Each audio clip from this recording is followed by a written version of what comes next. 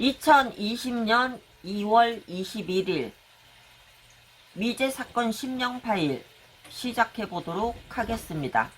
자, 오늘 사건명은요, 김은정 아나운서 실종 사건입니다. 자, 집중해 주시고요. 때는 1991년 당시 35세였던 TBS 아나운서 김은정님이 현금 100만원을 들고 실종된 사건입니다. 당시 김은정 아나운서는 경상북도 영주시에서 태어나 1978년 이화여자대학교 신문방송학과를 졸업했고요. 동아방송 아나운서로 입사를 했습니다. 그리고 1년 뒤인 1979년 결혼하였으나 안타깝게 2달 만에 이혼했습니다. 1984년부터 1989년까지는 KBS에서 근무하였으나 1989년 TBS로 이직하여 안녕하십니까 TBS와 함께의 김은정입니다 라는 코너를 진행을 맡고 있었다고 합니다. 그해 추석 전날인 1991년 9월 21일 오후 9시쯤 자택인 서울시 서대문구 창천동 자택을 나서서 50여 미터쯤 떨어진 고모집에 들려서 저녁 식사를 한 뒤 그날 저녁 9시쯤 평상복 차림으로 새벽 5시부터 있는 추석 특별 생방송 때문에 일찍 쉬어야겠다며 이런 말을 하고 자신의 집으로 다시 돌아온 김은정 아나운서는 돌연 쉰다는 말과는 다르게 다시 외출 준비를 하고 나갑니다. 나가는데 당일 시내 한 병원에 친구가 입원 중이었기 때문에 그날 병문안을 가기로 약속이 돼 있었다고 합니다. 평상복 차림으로 상의는 진한 쑥색의 상하를 입고요. 바탕에 꽃무늬 블라우스와 점퍼 요런 색깔과 그 다음에 무늬가 있는 옷을 입었다고 합니다. 그리고 당시 챙겨나간 핸드백 안에는 월급으로 받은 현금 100만원, 요 100만원이 그때 당시에 100만원이 요새 현재 가치로 따지면 약 500만원 정도 한다고 합니다, 여러분. 500만원 상당의 돈이 들어있는 가방을 든 채 그렇게 집을 나온 김은정 아나운서는 친구의 병문안을 가기로 약속이 되어 있었지만 돌연 친구의 병문안을 가지 않았고 그 뒤 행방불명 되었습니다. 그렇게 집을 나온 김은정 아나운서는 친구의 병문안을 가기로 되어 있었지만 어디에도 모습을 드러내지 않은 채 정말 팡 사라지듯이 그 길로 없어졌는데요.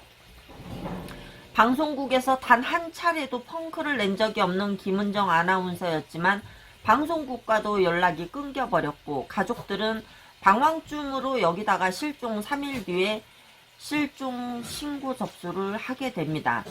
실종 후 언니가 매일 방송국으로 찾아와서 김은정 아나운서에게 걸려오는 전화를 일일이 확인하였고 경찰이 가족들의 요청에 따라 비밀 수사를 벌이며 남자 관계 등을 추적하였지만 어떤 단서도 찾지는 못했다고 합니다.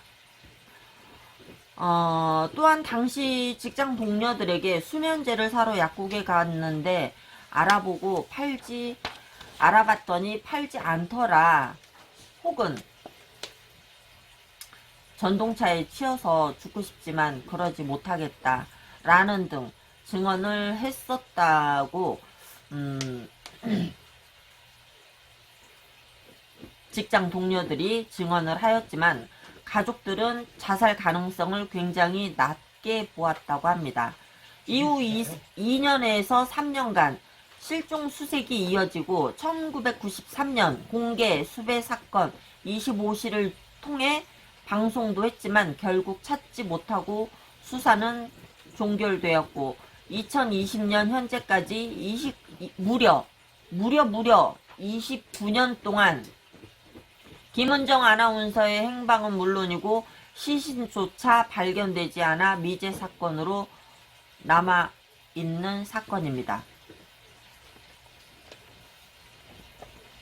당시 실종자 김은정 아나운서는요, 경북 영주 출신이었고, 좀 부유한 집안에, 의사 집안의 일남 5녀 중 둘째로 태어났다고 합니다.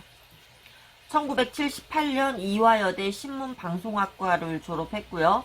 같은 해 동아방송 아나운서로 사회생활을 시작했어요. 그리고 다음 해인 1979년에는 결혼해서 가정도 꾸리게 됩니다. 하지만 불행스럽게도 결혼생활은 오래가지 못하고 2달 만에 파경에 이르게 됩니다. 김은정 아나운서는 이후 창천동에서 혼자 살며 방송 활동에 전념을 했는데, 경찰은 실종 이후 가족, 지인, 직장, 동료 등을 상대로 조사를 모두 벌였지만 실종 전 직장 동료들에게 김은정 아나운서가 비관적인 얘기를 했었다는 것을 알게 됐을 뿐 그 외에 이렇다 할 만한 뭔가는 찾지 못했다는 안타까운 수사 결과죠.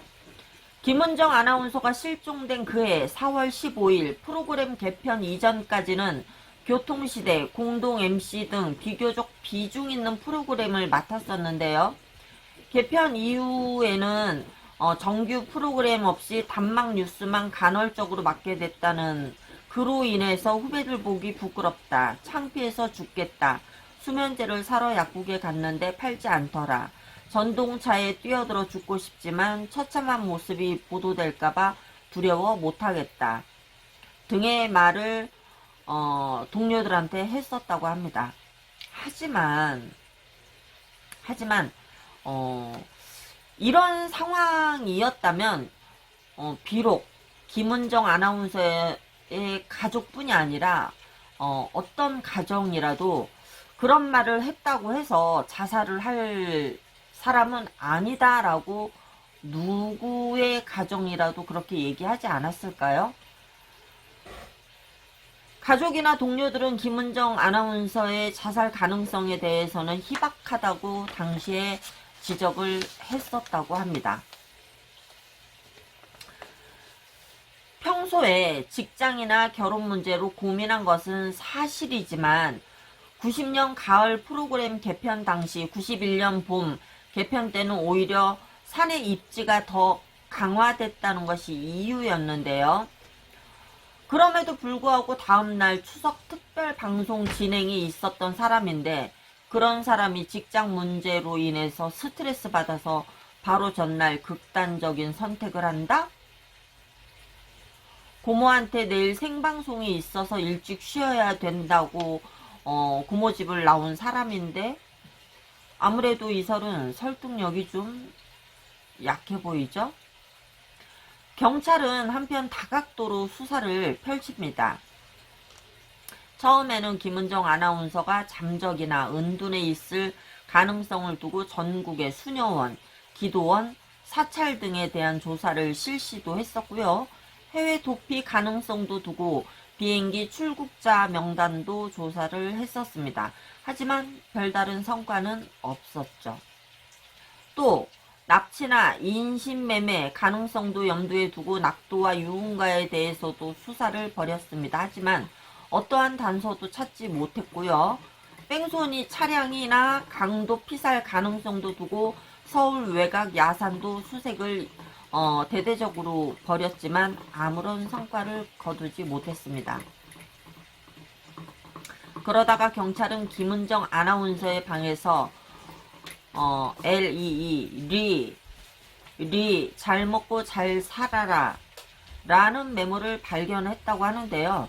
경찰들이 추적한 결과 김은정 아나운서가 실종되기 전 연세대 군의 교회에 다니던 리라는 남자와 교제해온 것이 확인이 됐는데, 경찰은 김은정 아나운서의 실종과 이 리라는 남성이 관계에 있을 것으로 보고 조사를 벌였지만 이 역시도 특이점은 발견되지 않았다고 합니다. 김은정 아나운서의 실종 상태가 길어지면서 온갖 추측만 무성해졌는데요. 처음엔 정신적 압박 등으로 인한 일시적 도피 행각으로 여겨졌던 김은정 씨의 실종 사건은 시간이 흐를수록 범죄와 연계된 납치 가능성이 커졌고 그로 인해 경찰들 또한 비공개로 수사하다가 진전이 없어 11월 10일부터 공개 수사로 전환하고 전단 100만 장을 만들어 전국에 배포를 했을 정도였습니다. 실종 상태가 장기화되면서 가족들의 걱정과 고통도 그만큼 커졌는데요. 김은정 아나운서의 어머니께서는 딸의 생사라도 알고 싶어 지푸라기라도 잡는 심정으로 당시 일본인 역술가까지 찾아가셨었다고 합니다. 당시 일본인 역술가는 김은정 씨는 살아있다라는 말을 했고, 이 말을 듣고는 신랄 같은 기대를 걸고 딸의 소식을 가족들은 한마음 한뜻으로 기다렸는데요.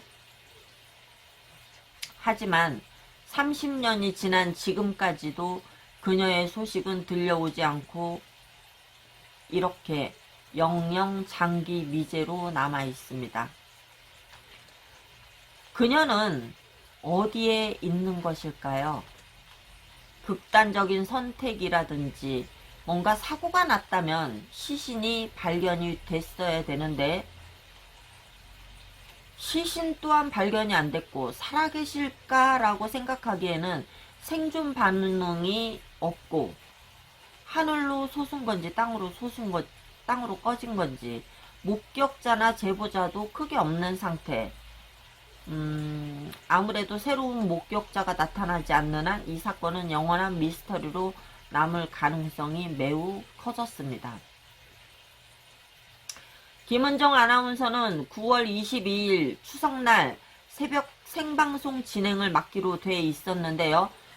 전날 밤 9시쯤 고모집을 나설 때도 내일 새벽부터 있을 생방송 때문에 일찍 쉬어야겠다라고 말을 한 그녀였습니다. 그런데 그랬던 그녀가 다시 외출 준비를 하고 밤 늦은 시간에 집을 나섰고 당일 친구의 병문안이 예정돼 있었지만 그렇다고 친구의 병문안을 간 것도 아니었습니다.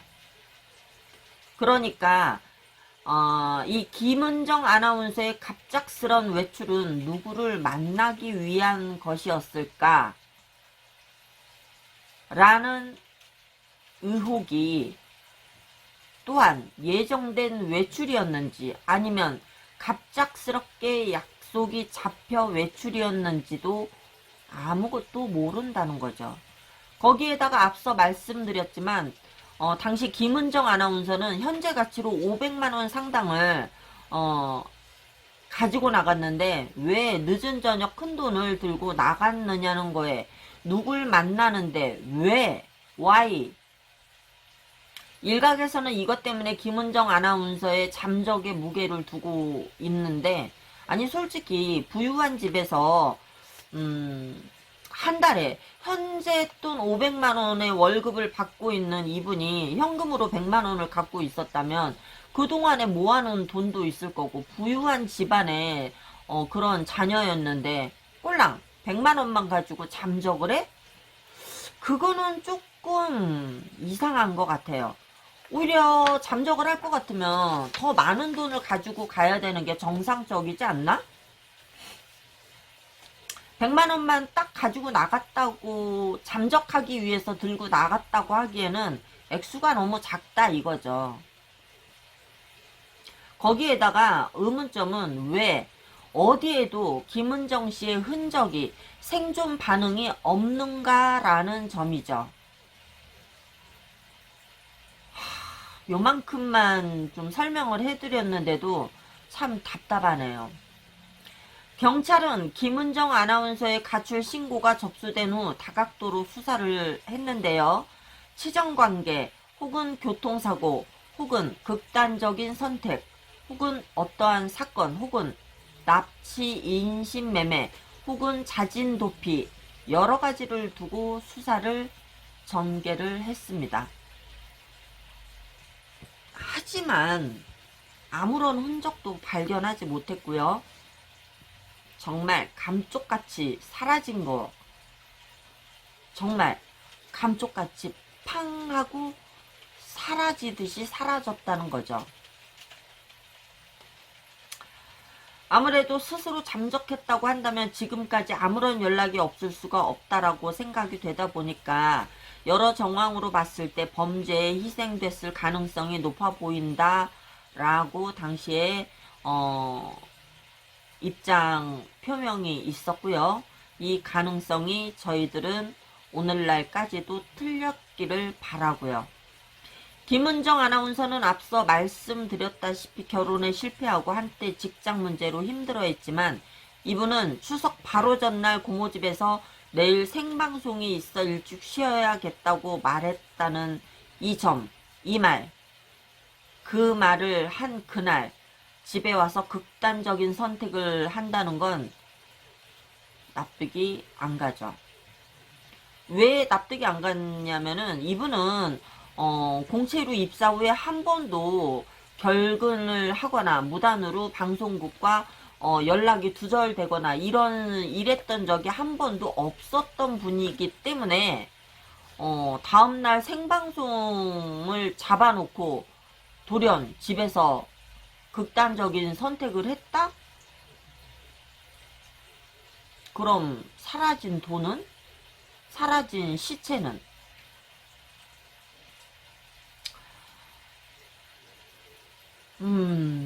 이 사건이 일어난 1980년에서 1990년대 초반까지 당시 사회에서는 부녀자 납치나 인신매매가 많았었다고 합니다.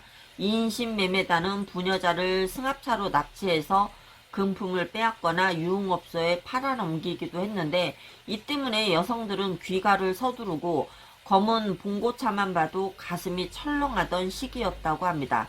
그러다 보니 어쩌면 김은정 아나운서도 인신매매단의 희생양이 됐을 수도 있지 않겠느냐. 또한 강도에게 살해당했을 가능성도 없진 않지만 우발적인 살인의 경우에는 증거를 이렇게까지 완벽히 인멸한 채로 사체 처리가 거의 불가능하기 때문에 확률적으로는 높아 보이지는 않는다고 합니다. 물론 누군가가 김은정 아나운서를 계획적으로 불러내 살해했을 가능성도 배제할 수는 없죠. 하지만 만약에 살아계신다면 현재 65세에서 그 이상 되신 걸로 추정이 되고 있는데 현재까지 30년 동안 무려 김은정 아나운서의 행방은 물론이고 시신조차 발견되지 않아 미제 사건으로 남아있는데 꼭 어딘가에 살아계셔서 늦더라도 가족의 품으로 돌아오셨으면 정말 좋겠습니다.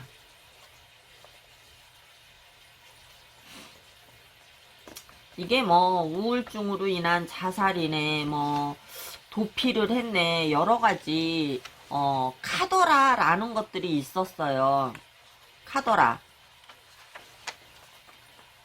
뭐 살아있을 확률이 없다고 판단을 하던 그런 사례까지 있었으니까요. 네, 여러분들 생각을 한번 해보세요.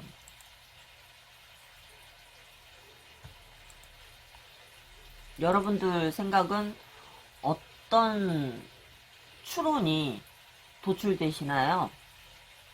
저는 이 사건을 들여다보면서 이미 답은 들었어요. 이미 답은 들었는데 그럼에도 불구하고 선뜻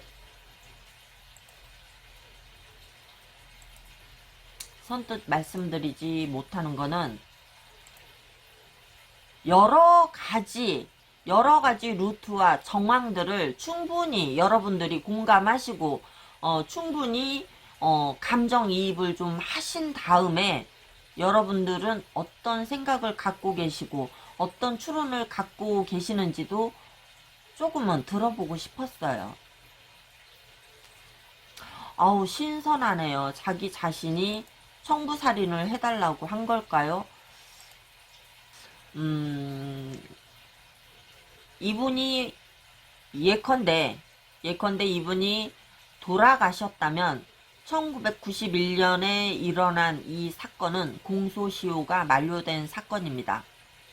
그러므로 인해서 지난주와 마찬가지로 태완이법 적용을 받을 수가 없습니다.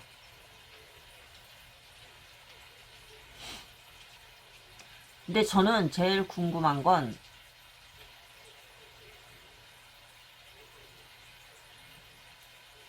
제일 궁금했던 건 물론 뭐 어디서 사고가 나서 뇌를 다쳐서 정신병원 뭐 이름 모를 그런 곳에 갇히거나 그렇게 있을 수도 있어요. 모든 가능성은 열어놔야 되니까요. 그런데 가장 중요한 거 지금은 무려 30년 동안 실종 상태인 이분이 지금은 왜가 아니라 살아 있을까? 죽었을까? 지금은 이게 문제죠. 살아 있을까? 살아 있으면 왜 돌아오지 못할까? 죽었을까? 죽었으면 왜 발견되지 못할까? 지금은 이게 가장 큰 문제죠. 가장 큰 궁금증이고요. 저는 이 사건을 들여다보면서 답도 나왔고 제가 여러분들에게 오늘 충분히 해드릴 만한 소스도 건졌습니다.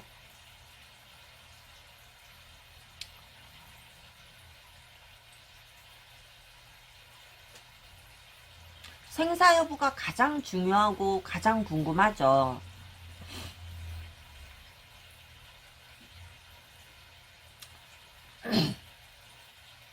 이분의 생사 여부가 확인되지 않았고 혹은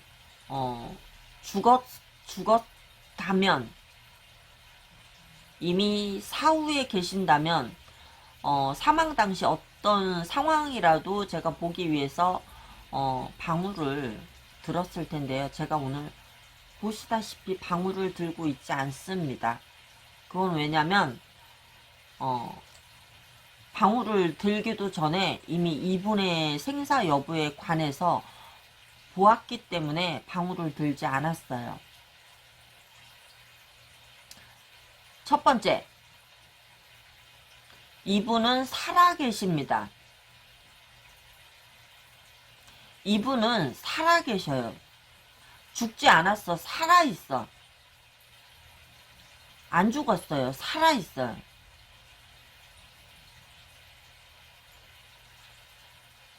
살아있는데 햇볕은 잘 드는데 갇혀있어요. 근데 문제는 이 땅에 없어. 첫 번째, 살아있습니다.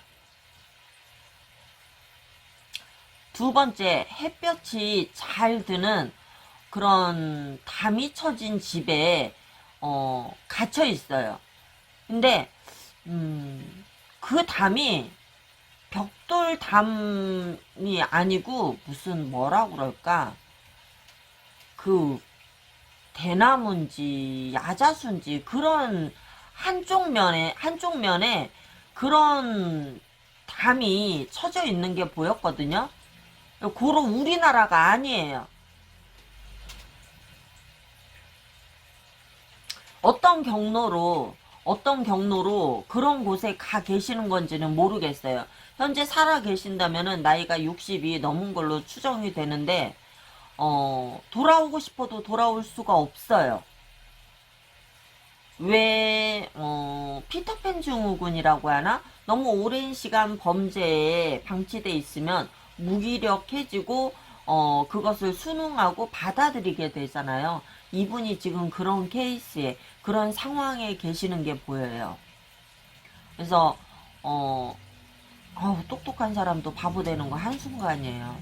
오랜 시간 동안 범죄에 노출돼 있으면 똑똑하고 똑똑하지 않고는 아무 상관이 없어져요.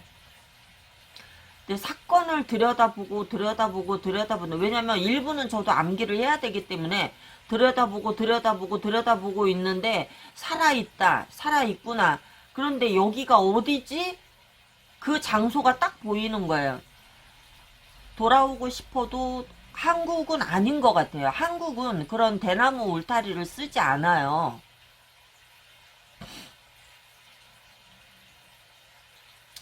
그래서 이분은 돌아가시지 않았어요. 살아있어요. 궁극적으로.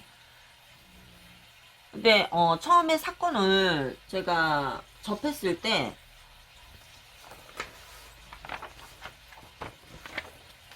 1991년 사건이면 이거 뭐 태완이법 적용도 안 되고 살아계신다면 나이도 좀 많고 이 사건을 내가 어떻게 답을 얻지? 조금 막연했어요. 저의 추측으로는 성범죄에 연루되어 있다고 보여집니다. 그 이전에 꽃처럼 예쁘고 젊었을 때의 생활은 안 보여요. 그렇지만 한평생 아니지 반평생을 그곳에서 지냈다면 지금은 나가라고 해도 갈 곳이 없는 분이에요. 어디 가면 어느 나라에 가면 그런 대나무로 왁구를 짜가지고 무슨 잎사귀 같은 걸로 이렇게 얼기설기 이렇게, 그니까 이게 뭐냐면 테두리가 대나무야. 테두리가 대나무인데 이 안에 이렇게 뭐가 종이든 뭐든 채워져 있어야 될 거 아니야. 근데 이게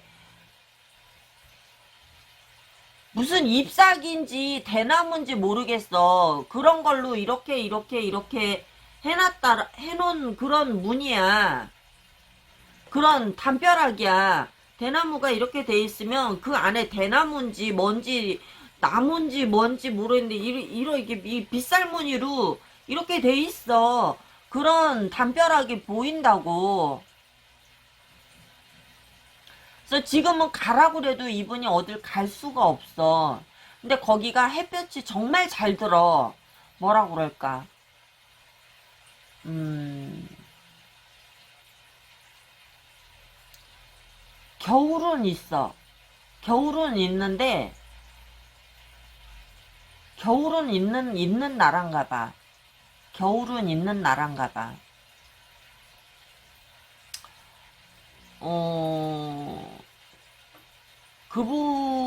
제가 본 그분의 이 신장 사이즈가 그렇게 크지 않았어요.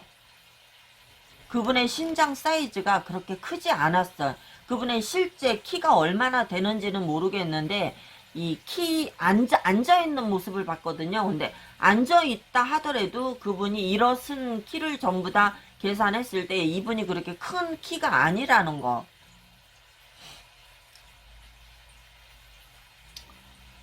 자, 이 사건의 핵심. 살아있느냐, 죽었느냐.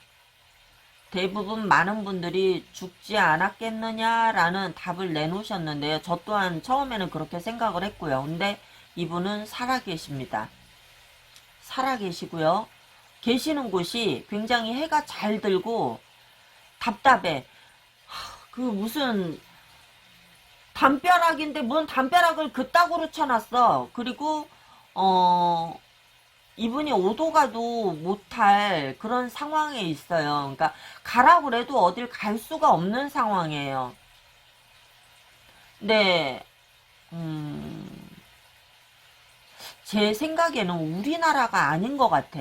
우리나라에 그런 담벼락 쓰는 데가 어딨어. 그냥 딱 나무로 압축 강목으로만 이렇게 짜가지고 얼기설기 빗살 무늬를 했다면 나도 알아. 그거는 어떤 담벼락인지.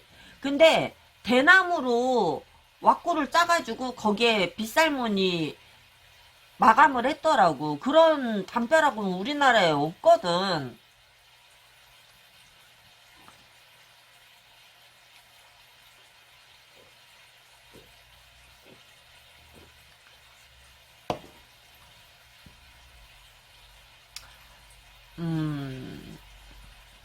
그분이 맞아서 그랬는지 다쳐서 그랬는지 얼굴에 까만 흉터가 생겼어요. 얼굴에 까만 흉터가 생겼어요. 이것만 말씀드릴게요. 다쳐서 생긴 건지 맞아서 생긴 건지는 모르겠는데 얼굴에 까만 흉터가 생겼어요. 만약에 어딘가를 가셔서 손이 자그맣고 키도 자그맣고 그 다음에 예쁘장한 젊었을 때 참 예뻤겠다 라는 그런 인물로 추정되는 김은정 아나운서와 매우 비슷한 그런 얼굴을 하신 분이 까만 흉터가 있는 얼굴을 발견을 하셨다면 한 번쯤은 의심하고 다시 한번 돌아보시는 지혜와 배려를 가주시기를 간절히 당부드리겠습니다. 그리고 우리나라가 아닌 것 같아. 제일 안타까운 거는 우리나라가 아닌 것 같아. 무슨 멀지 않은 곳에 바다도 있고 막 그런데 나도 복잡해. 이 우리나라가 아닌 것 같아. 왜냐면 바다 색깔이 우리나라 바다 색깔이 아닌 것 같아. 아니 머리가 하얗게 변하지는 않았어요. 머리가 완전히 막 하얗게 백발로 변하지는 않았어요. 이 지역은 어딘지 모르겠어요. 그런데 분명한 건 겨울이 있는 나라예요. 겨울이 있는 나라예요. 아, 그쪽이 바닷가 쪽이라 바닷바람이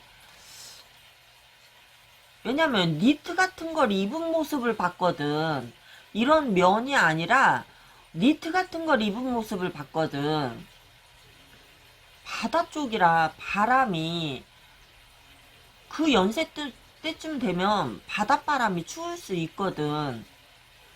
지금 요맘때쯤 되면 바닷바람이 추울 수도 있거든.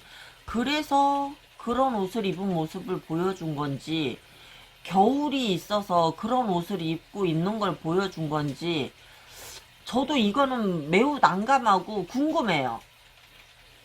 계절까지는 제가 모르겠기 때문에 이 점은 저도 좀 난감해요. 근데 제주도 아니에요. 그래서 어딘가를 가셔서 혹시 그런 지형에 계신 분 중에서 그런 분을 보시게 된다면 주의 깊게 꼭 봐주시기를 바라겠습니다. 아, 배추님 안녕하세요. 홀라님 안녕하세요. 반갑습니다. 글쎄 이게 몸은 건강한 것 같은데 정신은 건강한 것 같아 보이지는 않아요. 굉장히 기력이 없고 굉장히 기력이 없고 기운도 없고 그냥 앉아있는 모습만 봤거든요. 그래서 그런 것까지는 제가 모르겠어요.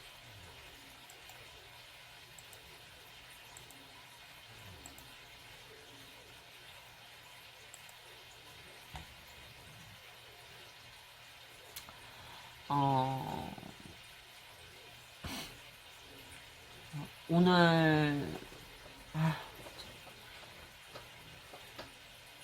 이게 뭐 돌아가셔도 열통은 터지고 살아 계셔도 열통은 터지네.